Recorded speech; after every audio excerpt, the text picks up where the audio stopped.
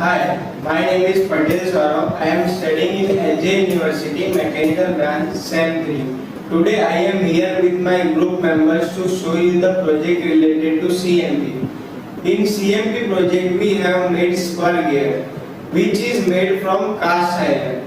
For making this we have used machines like lathe and milling. Now the further explanation of lathe machine will be done by my another group member. Hello, I am here to explain the processes done in lathe.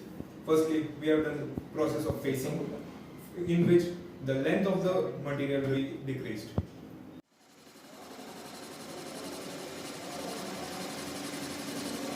Secondly, we did the turning process, with which the diameter of the workpiece will be decreased.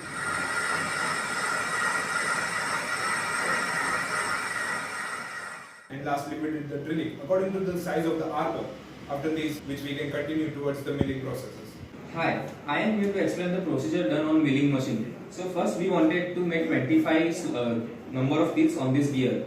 So according to the calculations, we have chosen the 25 hole indexing plate, and after the selection, we fitted the workpiece on the arbor of the milling machine using nut and bushings.